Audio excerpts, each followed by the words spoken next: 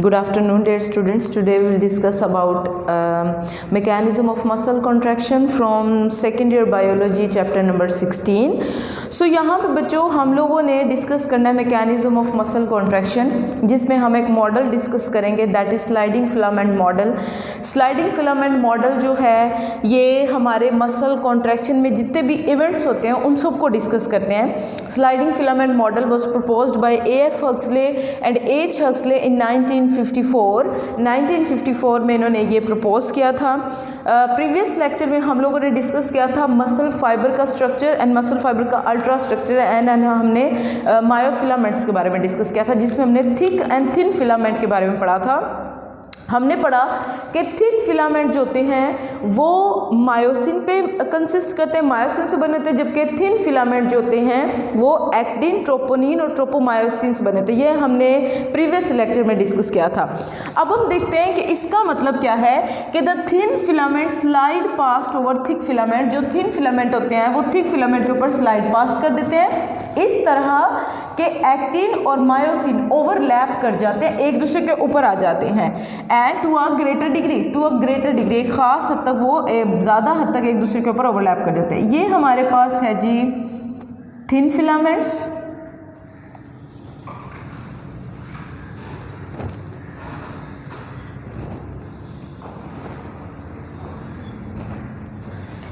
अब बच्चों thin filament यहाँ पे हमारे पास ए बैंड के अलोंग प्रेजेंट होता है थिक फिलामेंट। ये है आपके पास आई बैंड और ये हमारे पास है ए बैंड। आई बैंड के अलोंग बच्चों हम लोगों ने डिस्कस किया था कि हमारे होते हैं thin filaments and A band के अलोंग हमारे पास होते हैं थिक फिलामेंट, जो कि किस चीज़ से बना हुआ है? ये बने हुए हैं मायोसिन से।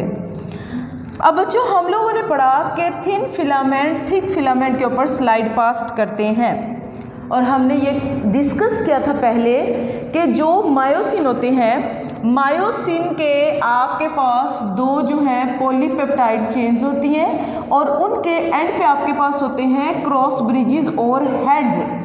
सो अब यहाँ पे जो थिक फिलामेंट होते हैं इसके अंदर आपके पास ये वाले मौजूद होते हैं पॉलीपेप्टाइड चेन्स और उसके ऊपर ये head like this.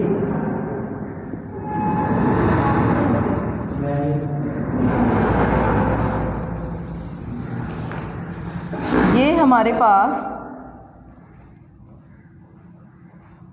Cross bridges है यहाँ पे, जो कि इसके साथ जाके थिन फिलामेंट के साथ बाइंड कर रहे हैं। थिक फिलामेंट के जो हेड होते हैं ये थिन फिलामेंट के ऊपर जाके अटैच हो जाते हैं।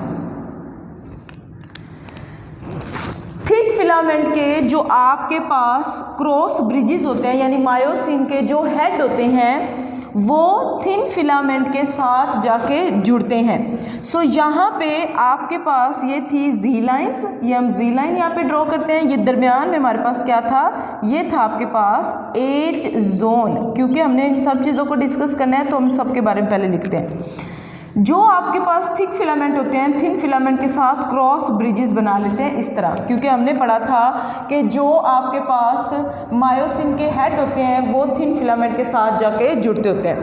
सो यहाँ पे जब ये स्लाइड पास्ट होते हैं तो आपके पास ये कुछ इस तरह की पोजीशन में आ जाते होते हैं। ये आपके पास स्लाइड पास्ट किए हुए हैं, ओवरलैप हो गए हुए हैं। सो यहाँ पे जो ओवरलैपिंग हुई है, अब बच्चों आप लोग देख सकते हैं पहले ये जी लाइंस बहुत ज़्यादा दूर थी एक दूसरे से। जी लाइन अब क्या हो जाती हैं? एक दूसरे के क्लोज आ जाती हैं। Z lines are brought closer together. Z lines एक दूसरे के नज़दीक आ जाती है। H zone disappear.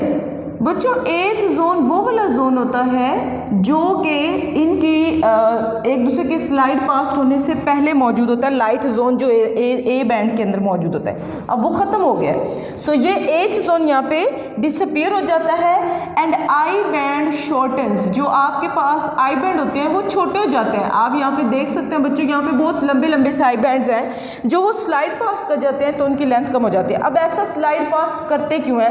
क्योंकि ये जो आपके पास हेड होते हैं ये जाके अटैच हो जाते हैं एक्टिन के ऊपर। अब हम देखते हैं कि किस तरह ये इसके साथ बाइंड करते हैं। अब बेटा जब आपके पास मसल रेस्ट पे होते हैं, हाउ ब्रिजेस आर कंट्रोल्ड में हम डिस्कस करते हैं कि when muscles are at rest.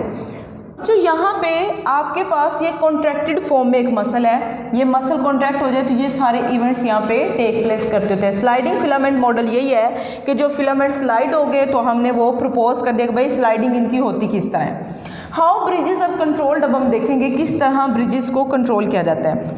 बच्चों हमने पढ़ा था कि जो हमारे पास थिन फिलामेंट होता है, थिन फिलामेंट के अंदर होता है एक्टिन, ट्रोपोमायोसिन एंड 3 आपके पास ट्रोपोनिन के मॉलिक्यूल्स मौजूद होते हैं। ये हमारे पास है एक्टिन, ये है हमारे पास ट्रोपोमायोसिन और ये हमारे पास है ट्रोपोनिन।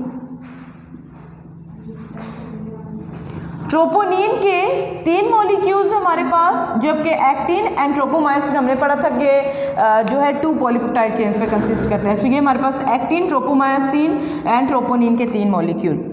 हमने पढ़ा था कि ट्रोपोनिन का एक मॉलिक्यूल जाके बाइंड करता है एक्टिन के साथ, दूसरा बाइंड करता है ट्रोपोमायोसिन के साथ और तीसरा किसके साथ बाइंड करता है? कैल्शियम के साथ। लेकिन जब मसल रेस्ट पे होता है तो एक्टिन के अंदर मौजूद होती है एक बाइंडिंग साइट जिसके ऊपर आके मायोसिन के हेड ने आके अटैच करना होता है।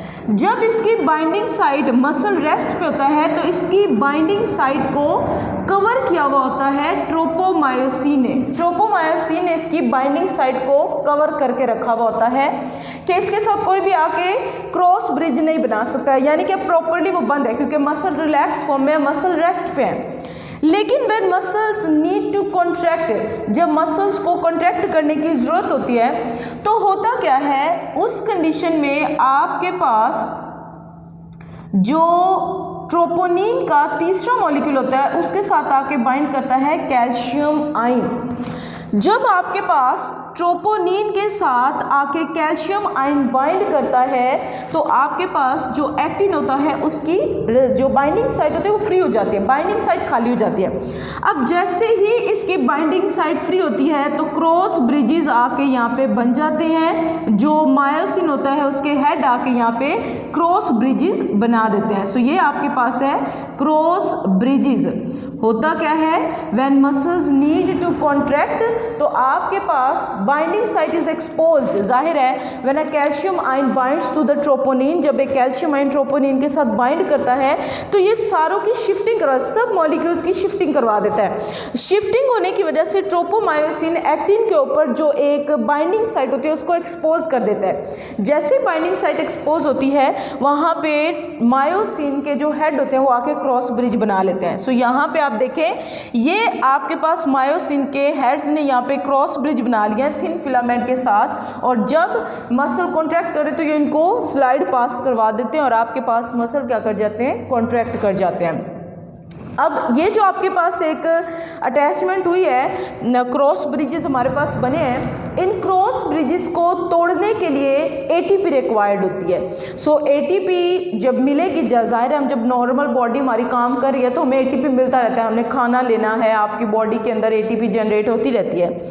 लेकिन जब डेथ हो जाती है तो आपके पास जो बॉडी के अंदर एटीपी का लेवल होता है वो बहुत ही डाउन हो जाता है। जब बॉडी के अंदर एटीपी का लेवल डाउन हो जाता है तो जो बॉडी के मसल्स होते हैं दे बिकम स्टिफ, क्योंकि अब क्रॉस ब्रिजेस तो टूट नहीं पाते, cross bridges are unable to break down या cross bridges are not broken down because ATP level falls in our body when a person die. जब कोई पर्सन मरता है तो हमारी बॉडी के अंदर एटीपी का लेवल बहुत ही डाउन चला जाता है, जिसकी वजह से ये क्रॉस ब्रिजेस जो हमारे पास यहाँ पे बने थे ये टूट नहीं पाते हैं एंड मसल्स कॉन्ट्रैक्टेड फॉर्म में ही रहते हैं। और जब मसल्स कॉन्ट्रैक्टेड फॉर्म में रहते हैं तो मसल स्टिफ कर जाते हैं। So this stiffness of muscles is known as rigor mortis. जब बंदा मर जाता है तो बॉडी सख्त इसी वजह से होती है क्योंकि उनके अंदर जो मसल्स होते हैं वो कॉन्ट्रैक्ट रहते हैं, क्रॉस ब्रिजेस ब्रेक डाउन नहीं हो पाती उनकी। सो इस वजह से बॉडी स्टिफ हो जाती है, मसल स्टिफनेस हो जाती है। सो ये बच्चों आपके पास होता है रिगर मोर्टिस।